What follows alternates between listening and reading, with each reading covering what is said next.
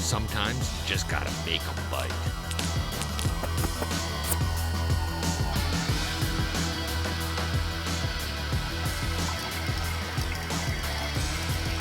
Oh, there he is. Look at that. Great big one. Ooh, ooh. This spot's gotta have fish. Ah, got him. Good one, boy. Good one.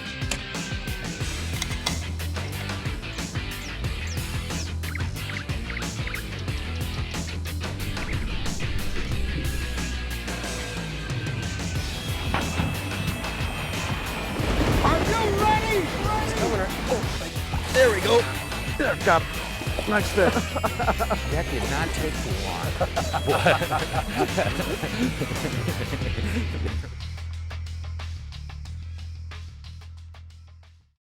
Helicopter lure. The flying lure. Poptail. Dingo jig. Pikey minnow. Hawaiian wigglers. Color Z bait. Sonar. Pocket fisherman. The Coho Joe. June bug spinner. The surferino. Erie Deary. Lindy rig.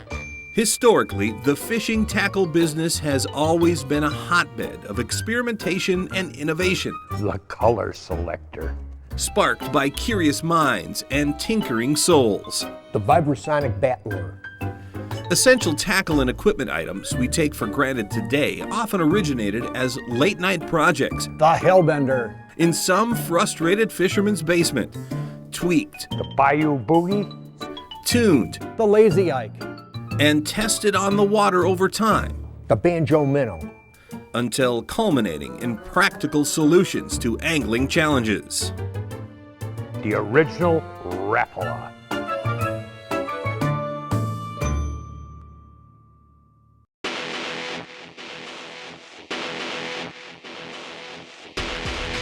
While homegrown ideas and improvements will never go out of style, modern improvements in fishing technology are now often of the electronic variety, spawned by engineers, scientists, and manufacturers working in conjunction with open-minded fishermen who foresee a wealth of opportunities in the electronic age.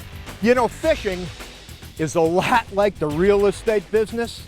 Today, on the edge, we use side imaging technology to reveal the presence of bass and structure amidst shallow cover, once considered too impregnable for electronic interpretation. It's all about location, location, location. We also take a look at 3 mapping features that are essential to good bass anglers. Right up off the... Next, we go after crappies through the ice, employing GPS mapping technology to quickly find and probe potential crappie hotspots. In angling, some things never go out of style, yet there's always room for improvements. And with today's modern electronics, it makes finding fish like this easier than ever before. In competitive bass angling, efficiency is the name of the game. He who casts most and best usually finishes at the top of the competition, because maximizing your lure's time in the fish zone often equates to fishing success. Enhanced efficiency comes in more ways than casting agility and accuracy, however. Today's astute bass anglers take advantage of every edge their electronics provide as well. On the lake that we're on and the system that we're on, there's nobody poking around back here. And that means a lot more than simply revealing how deep the water is, or detecting the presence of fish or cover.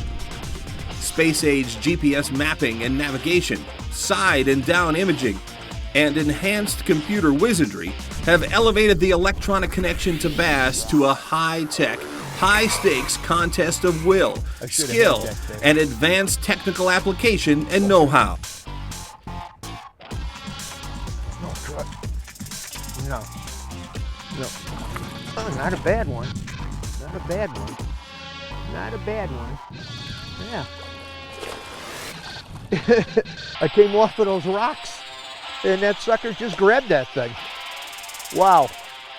Wow. Wow. Here, come here. Let me see what you look like. Here. Huh? Mouthful of DT. Troy and I have been just wailing on the fish here the last few days. This one bit on a DT-16, you know, bounced on the deep water rocks. You know, all over the country today, bass fishing is in really, really good shape. I don't care if you're north, south, east, west, lakes, rivers, reservoirs. And the reason for that is real simple. The resource is getting managed really correctly on most bodies of water all over the country. Also, today we've got more aids, more options in helping us find and catch more big fish than ever before, and particularly the new things that are happening in electronics. In midsummer, bass can be in a variety of locations, from the slop to the drop, and even beyond. Today's electronics help us in many ways to weed out these bass. For example, the Fortrex has the guts to chew through the slop. Batteries will last all day. A little better. Not a little better. With the Minn Kota Talon, you can anchor a boat in 1 to 8 foot of water with the touch of a button. It's really slick. If we venture out off the break, the iPilot allows me to follow a depth contour, record a path, and repeat the same run in an instant. Once you get to your spot, there's a variety of ways to analyze the structure. Sonar, down imaging, side imaging. See that great big boulder? That's what those fish are sitting on. All of these tools allow you to be way more efficient with your time and way more accurate with your presentation. You know, you could look at the map, one side of it is real vertical. Real sharp drop with coontail on this end of it. Rocks on a point back here, rocks on a point there. We was kind of feeling this piece out. Each structure just a little bit different. Some of the bigger fish have been, you know, they've been on the rocks. And that's where the side imaging, you know, comes into play so well. You get that side imaging running these weed lines, and you see where those rock boulders are along the edge of them. Those bass really like that, something different. You can almost flip this stuff here. I'm in like 14 feet there and I'm flipping to 8 right on the edge of the coontail. They're hitting this heavy jig. They're not, you know, they're going to flare their gills to pick it up off the bottom. I might lighten it up. You know, you can feel the back in it.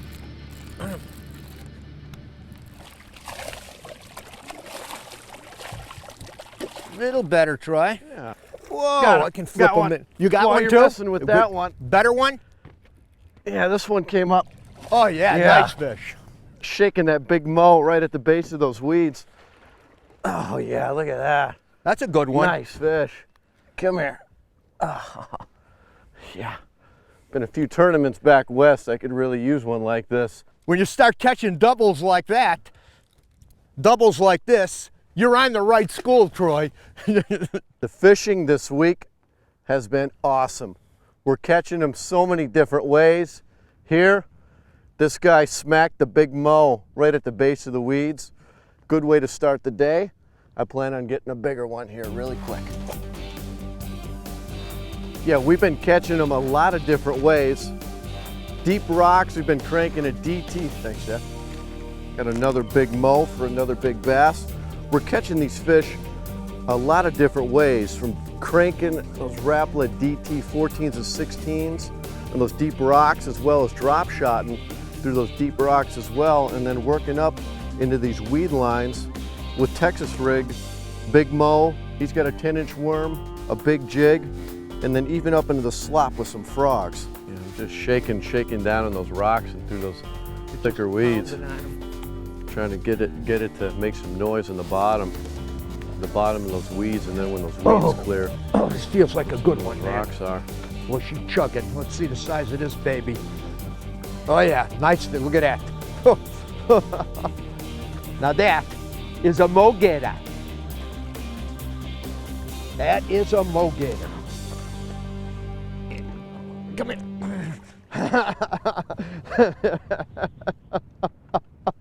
That's a big fish, ain't it? Good, healthy looking fish too. Wow. Wow. You know, I was talking about our electronics, and wasn't that long ago that Humminbird introduced side imaging to the world of fishing. Gave us a whole different perspective of fish finding spots and locations on structure. Today we've got side imaging, we've got down imaging. This helps us get a better understanding of what our sonar is telling us, and we can scout a lot of water at one time. This is slick. And then you take the advancement of mapping systems, and you take these chips and you put them into your units, and you're actually on the map. You're running on a map. It shows you structure. You could be right on the spot. And they're even taking that one step further. On the unit that I'm in today, on my 1197 Humminbird, I got a chip that's made by a company called Lakemaster. And if you fish these natural lakes up north like I do, this chip is so incredibly accurate. But not only that, it has a number of features that they have inputted into that chip that only work in these Humminbirds. And some of these features are incredible. Just take a look at some of this stuff. Hey, high-end Humminbird units are compatible with select Lakemaster high-definition mapping packages. 3 of these exclusive features are of particular interest to the bass angler. The water level offset feature automatically displays an accurate depth according to the current lake level, taking the guesswork out of lakes and reservoirs that experience dramatic level fluctuations. Just enter the current water level, your unit automatically adjusts the map, and you're set to go. Lakemaster's Highlight Depth feature highlights preferred depth ranges all around the lake, providing instant visual references to the depths and areas that you want to fish. And their Shallow Water Highlight feature highlights shallow water areas from 0 to 15 feet for both safety and shallow fishing purposes. The instant visual references and ease of use of these features is essential for a serious bass angler. Get him right up off that. Oh, nice bass. Nice bass. Oh, come here. Whew. Come here. Come here. Ah, he's biting my thumb. He's pretty mad. Look at that one. Again, another fish on the flapping bug. 20-pound floral, little bug, Quantum Energy PT, 610 heavy, smoke quantum reel. Perfect setup for fish like this in the heavy weeds. That's the right one, Troy. Yeah. Oh yeah. That's a little bit better, huh? That one's a little bit better. Definitely a little bit better. Oh, come here, Mama. Boy, did she clunk that jig, huh? That fish is porking out. You know, fishing is a lot like the real estate business. First and foremost, it's about location, location, location. Then everything else happens after that.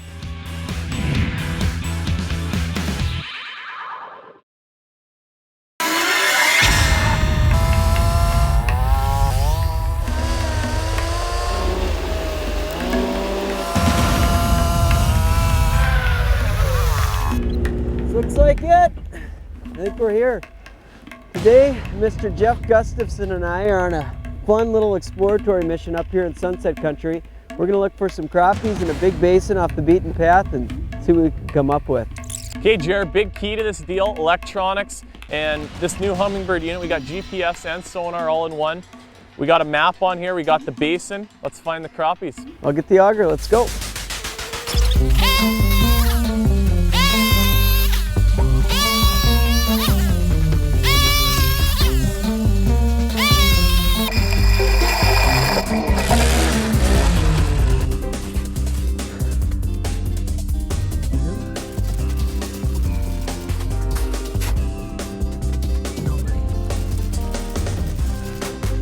Yep.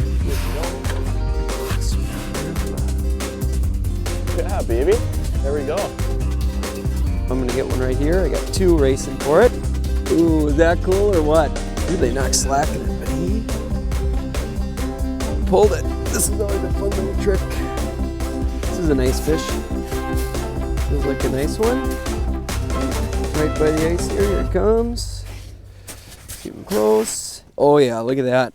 Look at that beauty. You know, right now Jeff and I are fishing over a deep basin for crappies, but let's take a look at some of the most classic places to catch crappies through the ice. In small, shallow lakes with basins less than 30 feet, crappies may simply move to the deepest water in the lake during early to midwinter months. Though the lake might be small, the basins can fish quite large because they're often so featureless. We like to do this. We have one guy start by punching holes in the core of the basin while the other starts drilling around the rim. One essential tool to have for getting on crappies is a good auger. When we're on a crappie mission, 100 holes a day isn't uncommon. Sonar is the other essential tool, not only to reveal their presence, but also their depth. In larger, deeper, more complex bodies of water, try looking at it like this. In these types of systems, crappies typically seem to avoid the very deep basin areas. Look at each basin of the lake like a lake within a lake. Using your electronic mapping, you can write off huge percentages of water right out of the gate and focus your efforts in high percentage areas. Basins in that 20 to 40 foot depth range near large weed flats, points, or the mouths of bays are great locations to start your search. These types of systems may seem overwhelming, but when viewed from this perspective, they can be easily approached and the benefits can be big. This is a classic situation. We got a real nice deep basin out here, and we've got all kinds of awesome crappie spawning water up in here. Shallow bays where they're gonna summer. Winter, they're gonna be out in this deep hole. We're gonna find these crappies somewhere in this basin right here, this white water.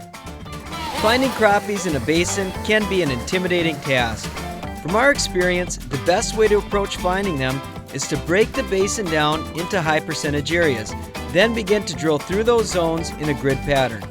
Our system typically puts one man on the auger and the other on electronics. The first guy starts punching a grid pattern of holes, while the second uses the electronics to scan the depths below. If big fish, bait, or any signs of life are spotted, we'll focus our drilling efforts in that area. Typically, we won't even wet a line unless our electronics let us know we're in the right area. If nothing is present, we simply repeat this process in other high percentage areas of the basin until we find them. It can be a lot of work, but the time and effort is definitely worth it. A little bit. And he said, I'm not letting that get down to my buddies. I want it. Ooh, little reach, little stretch. I'm fishing with this Suffix ice braid in this deep water. It's 40 feet down there right now, and it is really nice to feel. Oh, look at this donkey. Big fish, man. Look at that. Huh? But when you're fishing in 38, 40 feet like we are right now, it's really helpful to have braided line on because you can feel those bites. Fishing for crappies anytime is never hyper aggressive. So knowing that, we usually have 3 different presentation options with us at all times. The most subtle of all is live bait. Crappies love minnows, either dead sticked or under a float. A little more aggressive approach is to use a BMC hot skirt glow jig rigged with some sort of soft plastic or maybe waxies or larva. The third and most aggressive approach is using jigging spoons or jigging wraps. When we're hunting in big deep basins, we're moving fast and looking for active fish. These heavy lures allow you to get down quickly when you're fishing in deep water. When the crappies are on, they make no bones about it. They'll come up to your lure as it's dropping to the bottom. After that, it's all up to you to tease them into biting with the variety of jigging cadences. Oh yeah. Yep, knocking slack in it. Perfect. Yeah, baby. This deucer out of here. Look at this, look at this. Unreal. Huh? Look at that. Yep, look at the size of this one. You got a big one too. I got a nice one, but I don't know if he's as big as yours. No, that's a big fish. Hey, we've had a great day up here in Sunset Country crappie fishing. tell you what, do your homework, find the spots where these things live, play around with presentation, and you're going to have great success Good like day on the this. pond, man. Everything bites beneath the ice, and ice fishing hard water location patterns explains how to locate and catch panfish, walleyes, trout, and more during the winter months.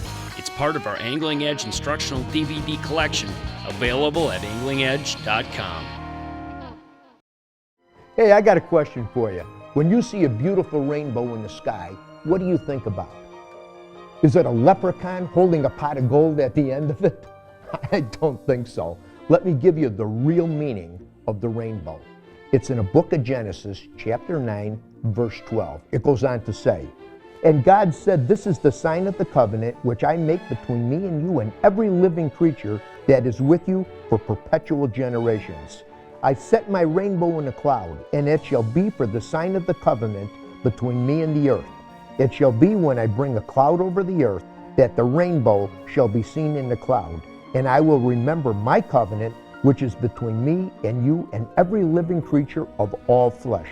The waters shall never again become a flood to destroy all flesh.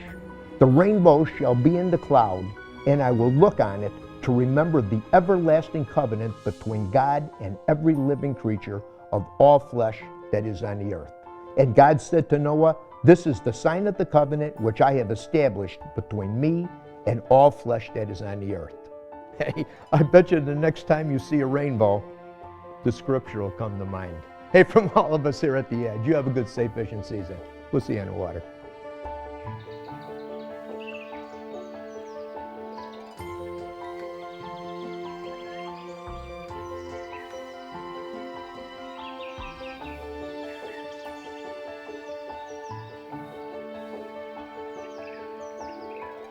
I sure want to take an opportunity to thank all our sponsor partners for making this show possible. And if you like what you see, let them know and support them. For more information, visit us at our website, anglingedge.com, and thanks for watching.